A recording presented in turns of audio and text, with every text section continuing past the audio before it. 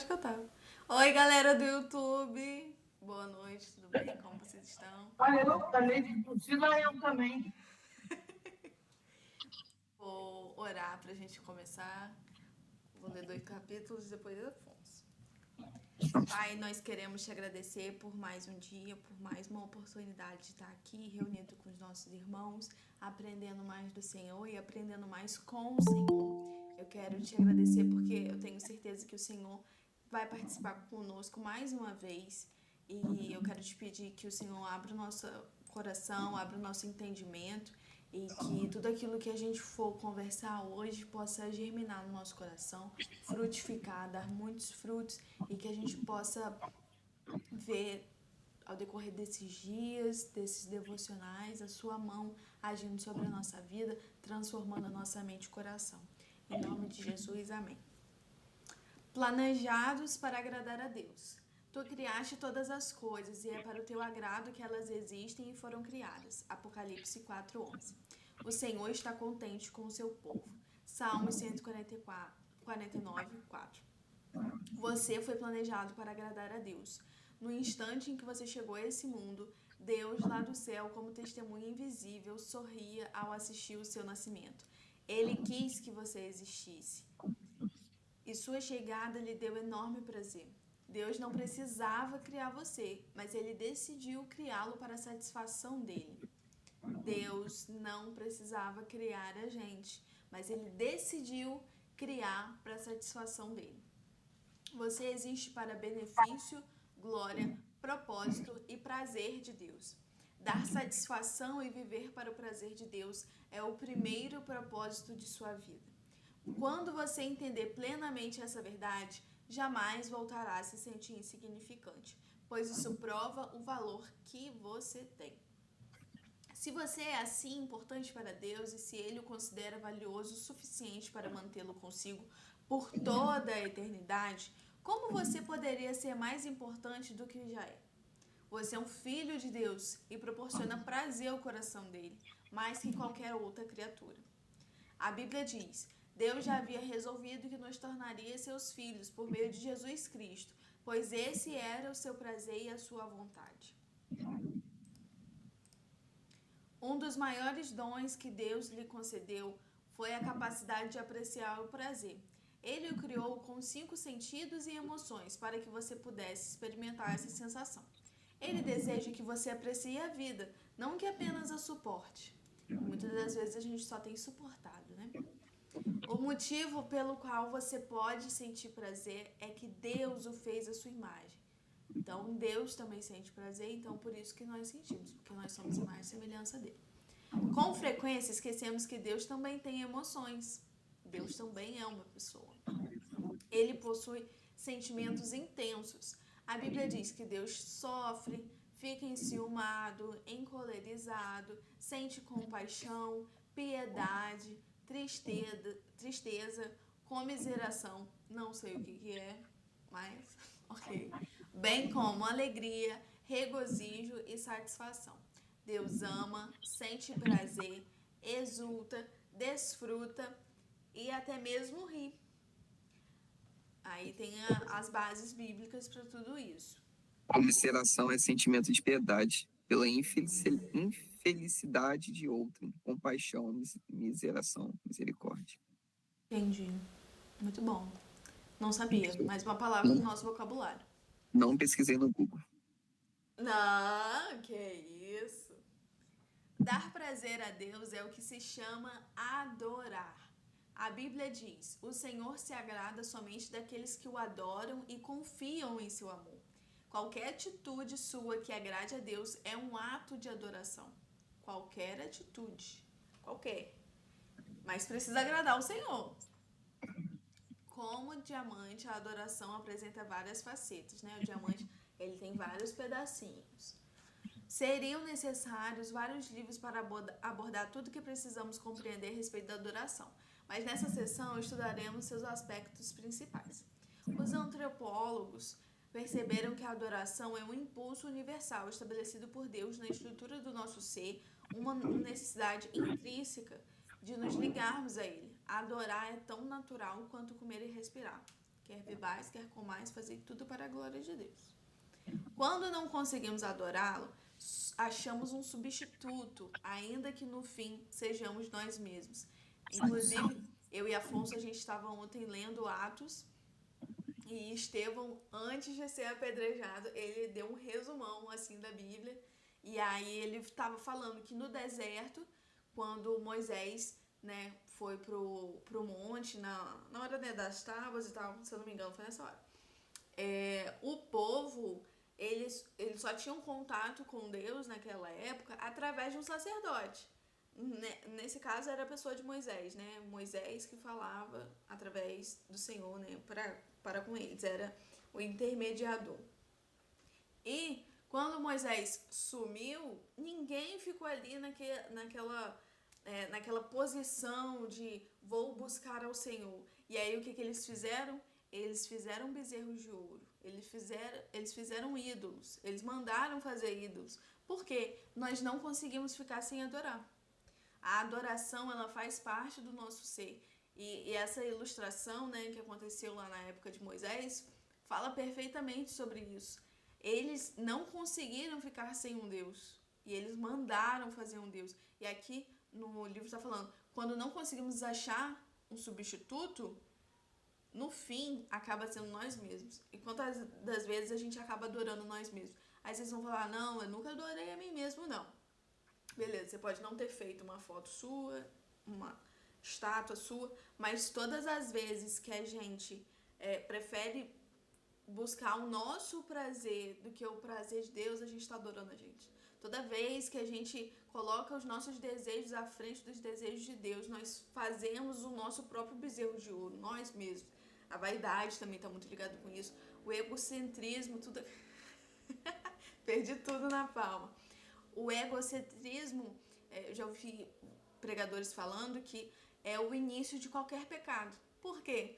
Se você não pensa no eu, em você mesmo, você não peca, porque o pecado é para nossa própria satisfação.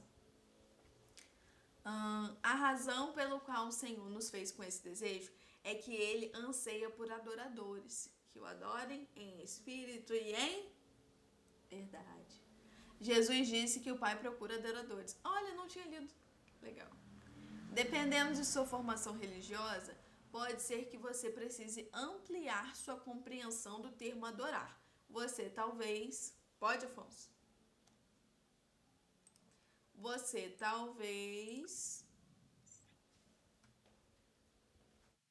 Afonso?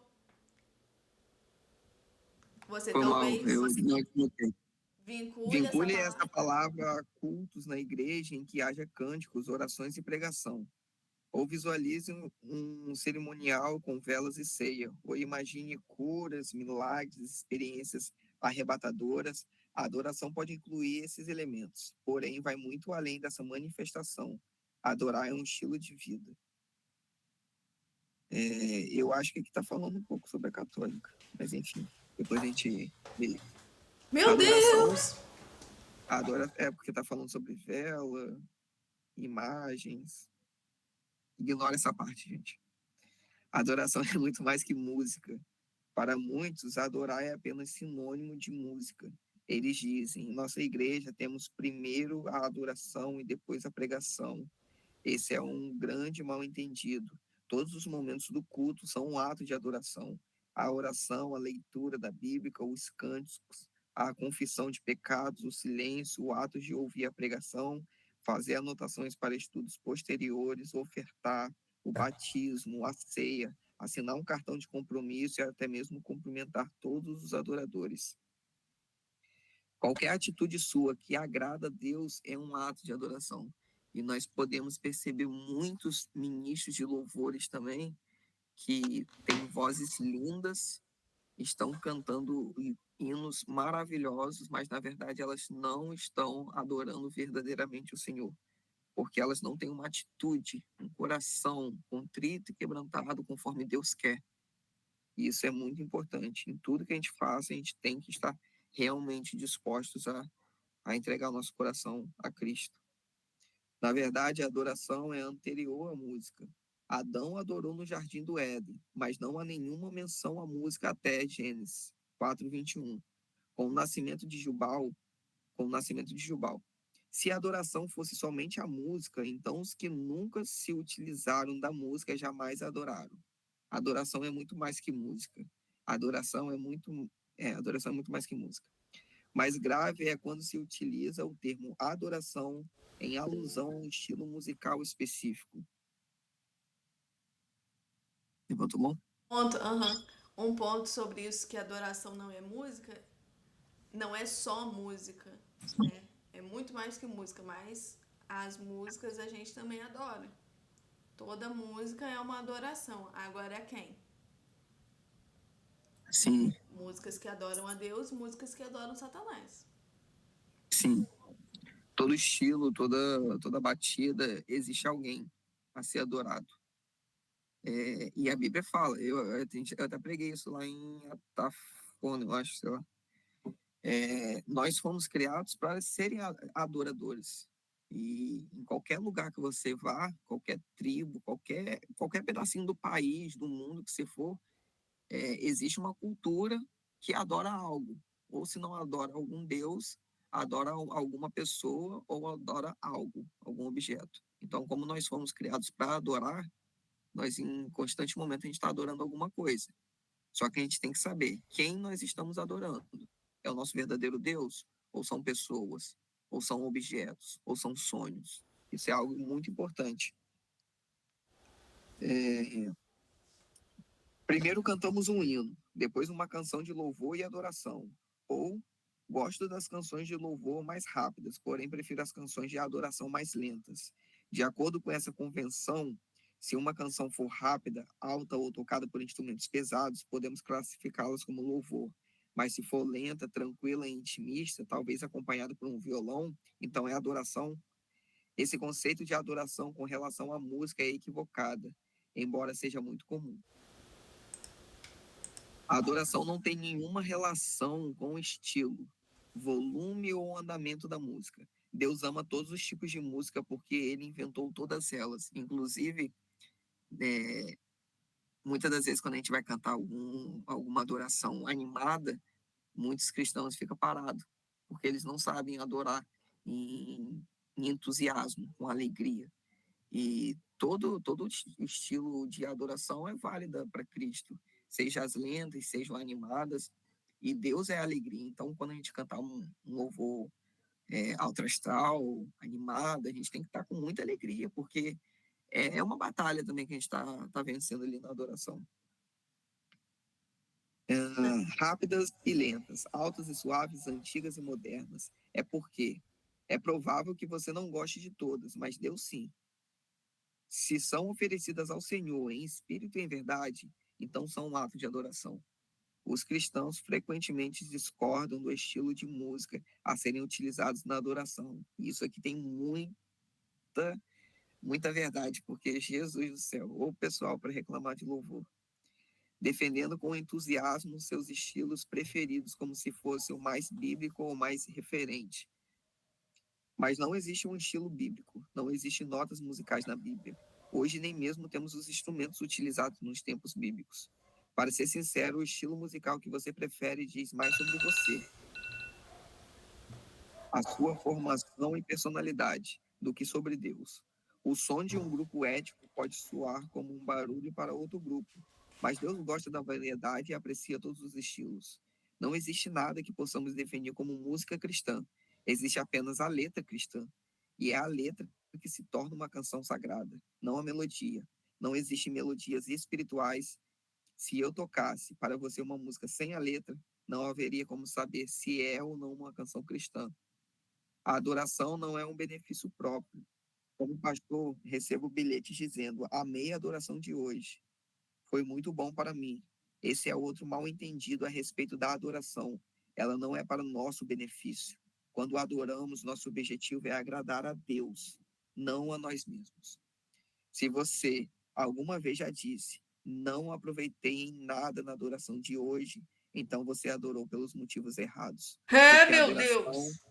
porque a adoração não é para você, é para Deus. Por isso que eu sempre falo, eu nunca vou cantar uma música que vai levantar o nosso ego. quem mandou largar a rede. É, eu lembro até hoje, cara, quando eu entrei na igreja de Gruçaí, sugerindo a música Bem na Minha Vez. Lembro até hoje, cara, aquilo lá tipo, me Não é nem corroeu. crente que canta. É nem crente. Então, tipo assim, e era algo que eu batia muito na tecla. O que que vocês estão cantando? E é algo que eu bato na tecla até hoje. O que que vocês estão cantando? Vocês já pararam para ler o que vocês estão cantando? Para, tipo assim, tem base bíblica? É uma canção cristocênica? Tá levantando o seu ego ou tá exaltando a Cristo? Isso é algo muito importante. Principalmente a Raíssa, que tá no louvor, que ela que fica de frente ministrando, algo a estudar e perceber se as nossas canções estão exaltando a Cristo ou exaltando o nosso ego. Se essa canção fica boa na minha voz ou se essa canção é a canção que vai tocar o coração de Deus. Várias vezes tem canções que eu acho linda na minha voz, que tipo assim, se eu cantar, sei que vai ter gente chorando. Mas não é uma canção que vai agradar o coração de Deus. Vai ser uma canção que vai me exaltar. E não é isso que eu quero. Então, eu tenho que escolher os louvores que vão agradar a Cristo, que vai trazer adoração para Cristo.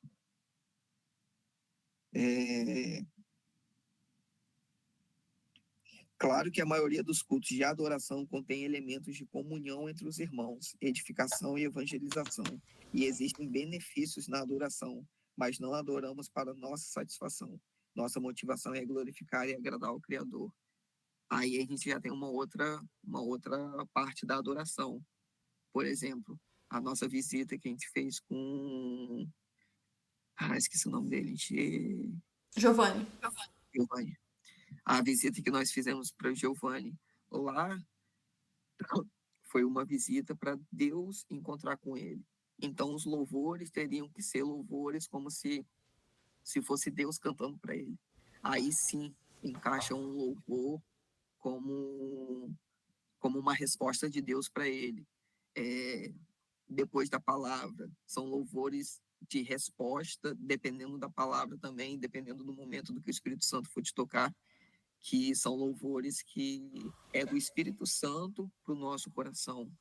São louvores que é nosso entregando para Cristo, são louvores de humilhação. Então, tipo assim, varia muito, mas na parte do culto, como um abraço do seu Espírito Santo, né? Exatamente. Mas no momento do culto, tá, entendi, Seu Raíssa. de Deus. Isso. Mas no momento do culto é uma adoração em vertical. Isso, vertical, em vertical, de baixo para cima. É só ele que merece ser exaltado, somente ele. Você vai continuar ou eu continuo? Posso continuar? No capítulo 29 de Isaías, Deus reclama de uma adoração hipócrita e sem entusiasmo. O povo estava oferecendo a Deus orações repetitivas, louvor falso, palavras vazias e rituais humanos sem que o significado fosse levado em consideração. Inclusive o jejum. O pessoal jejuava apenas por jejuar. E aí, a gente fazer as coisas por fazer, sem ter o nosso coração voltado para o Senhor, de nada vale. O coração de Deus não é tocado por uma adoração meramente tradicional, mas por paixão e compromisso. A Bíblia diz: esse povo se aproxima de mim com a boca e me honra com os lábios, mas o seu coração está longe de mim. A adoração que me prestam é feita só de regras ensinadas por homens, como se fosse a gente. Cresci vendo pessoas levantando a mão, pessoas dizendo aleluia, glória a Deus, mas não sei o sentido de nada dessas coisas, mesmo assim eu faço. Não procuro saber o que significa e faço sem paixão e sem compromisso. O Senhor não aceita isso. O Senhor rejeita. É como a oferta que Caim levou a Deus, né? A oferta de sacrifício. O Senhor rejeitou porque não tinha paixão nem compromisso. A adoração não é parte de sua vida. Ela é a sua vida. A adoração a Deus não se limita aos cultos na igreja, pois nos foi dito: estejam sempre na sua presença. Cantem glórias e louvem ao Senhor desde o nascer até o pôr do sol. Na Bíblia, as pessoas louvavam a Deus no trabalho, em casa, na batalha, na prisão e até mesmo na cama. Louvar deve ser sua primeira atividade assim que abrir os olhos pela manhã. É uma dificuldade muito grande para mim, inclusive, de lembrar. Né? Você acorda já fazendo tudo, preciso parar. E sua última atividade ao fechá-los à noite, fechar os olhos. Davi disse: eu darei graças ao Senhor o tempo todo, minha boca sempre o louvará. Cada atividade pode ser transformada em um ato de adoração. Lavar a louça pode ser um ato de adoração. Estar fazendo uma atividade da escola pode ser um ato de adoração. Arrumar a casa, fazer o trabalho, né, no serviço, tudo isso pode ser uma adoração. Imagina, Jonathan arrumando a roupa do manequim, ele está adorando ao Senhor. Fazer tudo para a glória de Deus. Nós precisamos fazer isso que o livro fala, quando realizada para louvar, glorificar e agradar a Deus. Tudo se transforma em um ato de adoração. A Bíblia diz: assim quer vocês comam, bebam ou façam qualquer outra coisa, façam tudo para a glória de Deus. Lutero disse: um ordenhador pode tirar o leite das vacas para a glória de Deus. Como é possível fazer tudo para a glória de Deus? Fazendo tudo como se estivesse fazendo para Jesus e mantendo uma conversa contínua com Ele durante a atividade. Né? Fazer tudo com excelência e com Ele. Não adianta fazer para Ele sem Ele. Muitas das vezes a gente trabalha, até mesmo na igreja, faz as coisas para Deus sem estar com Deus. Isso é um perigo. A Bíblia diz: tudo que fizerem, façam de todo o coração, como para o Senhor e não para os homens. Afonso, eu leio até a última palavrinha, você leu o trecho lá de baixo, resumo. Esse é o segredo de um estilo de vida em adoração, fazer todas as coisas como se fossem para Jesus. Oi? Eu podia falar rapidinho, mas eu esqueci. Luz. Eu vou lembrar, depois eu falo. Tá não, bom. lembrei. Pode falar? Fala. Pode falar? Pode falar. Eu li uma vez que, eu não sei se foi pregação que eu ouvi, mas eu ouvi, que se um dia a presença do Espírito Santo saísse de dentro de nós, pode ser que muitos nem iam perceber isso, porque, como você falou, né? Às vezes a gente faz coisas para Deus, mas sem a presença dele, sem convidar ele para ser, né, aquele que nos guia. Então, É verdade. foi isso que eu ouvi, né? Eu achei muito interessante, aí eu resolvi falar. Agora que eu acho que encaixou também. Amém. Participe mais. Pode deixar. E isso faz muito sentido com aquele versículo, né? Que, tipo, mostre suas mãos. Mas... Eu ia falar isso agora. Aí apartai de mim, porque eu não te conheço. Sim. Não te conheço. Assim, a pessoa vive na igreja, não conhece. A pessoa em questão na Bíblia, né, responde: eu expulsei demônios em seu nome, eu realizei milagres e maravilhas no seu nome, mas ele não conhecia. O nome de Jesus é muito poderoso. A gente consegue fazer coisas se passando por Deus, se passando por filhos de Deus, na verdade não sendo. Na verdade, sem conhecer. Olha que perigo.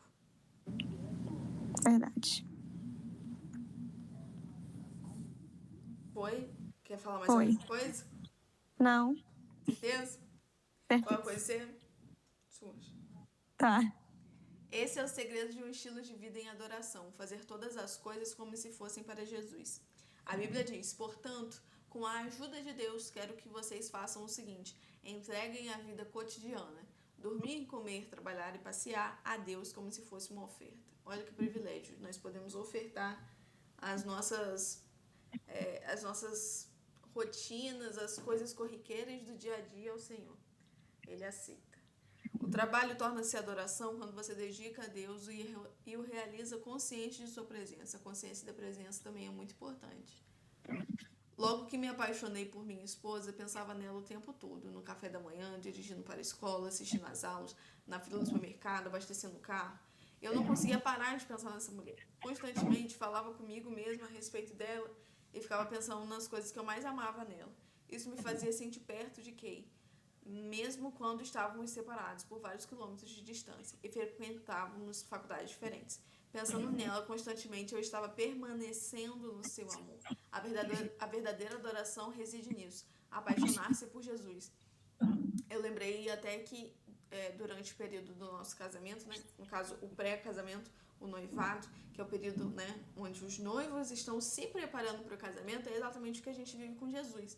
E quando nós estamos nesse período de noivado, se preparando para o casamento, absolutamente tudo vira em prol do casamento. Você só pensa no casamento o dia inteiro, você trabalha em prol do casamento, você conversa com as pessoas em prol do casamento.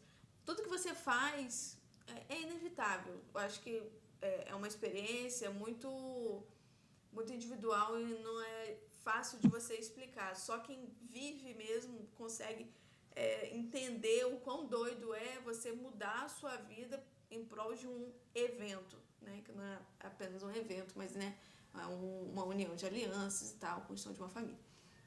Mas a gente vive isso com o Senhor também. Precisamos viver isso com o Senhor. Sermos noivas ansiosas para o encontro com o noivo, para o grande casamento que será, né, no dia em que o Senhor vier nos buscar. Então a gente precisa estar muito atento a isso. Consciência da presença, tudo que podemos fazer, todas as coisas na nossa rotina, nós podemos adorar o Senhor e viver como se estivéssemos realmente nos preparando para um grande casamento, porque nós estamos. Ali você tem dois objetivos, dois pilares que são muito importantes, né? Que é o foco e a motivação. Você tem, no caso da ideia que a Camille falou sobre o casamento, você tem o foco, que você quer o casamento, quer que chegue aquele dia, e você tem a motivação de que você quer que esteja conforme o que você planeja. E assim é a nossa vida cristã. Nós temos que ter o foco em Cristo e nós temos a motivação do dia a dia. Ele falando conosco, ele nos dando a libertação, ele nos curando. E isso que nos motiva a continuar, a persistir. Pensamento sobre o meu propósito de vida, dia 8. Tema para reflexão eu fui planejado para agradar a Deus. O versículo para memorizar é Salmos 149, versículo 4. O Senhor está contente com o seu povo. Esse é fácil de memorizar.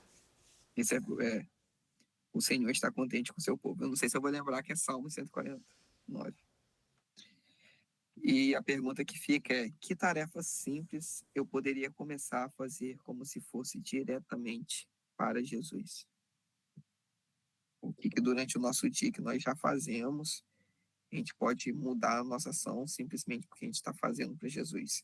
Vocês já pararam para pensar e para perceber, por exemplo, vamos lá, um dia normal, você está arrumando sua casa, um dia normal. Mas tem um dia, semana que vem, vai chegar alguém especial na sua casa e você também vai ter que arrumar a casa. Você vai arrumar a casa de uma forma surpreendente que não vai ter uma formiga andando na sua casa. Por quê? Porque está chegando alguém especial. E a vida com Jesus é isso, é a gente limpar a nossa casa todo dia de forma especial, porque alguém especial está prestes a entrar. Gostou? Arrasou. Parabéns. Tô melhorando. Amei. Veio umas paradas assim na mente do nada. Esse tal do Espírito Santo. Esse tal de Espírito Santo mexe com o sujeito. Mas é basicamente isso, tipo, quando a gente começa a fazer para Cristo, é diferente. Inúmeras vezes, vou abrir meu coração para vocês. Eu não queria estar aqui. Eu não queria estar cuidando de vocês. Porque eu não tenho capacidade, eu não sinto capacidade. Gente, todo mundo coloca emoji triste. Chora aí. Mas eu comecei porque é para Cristo.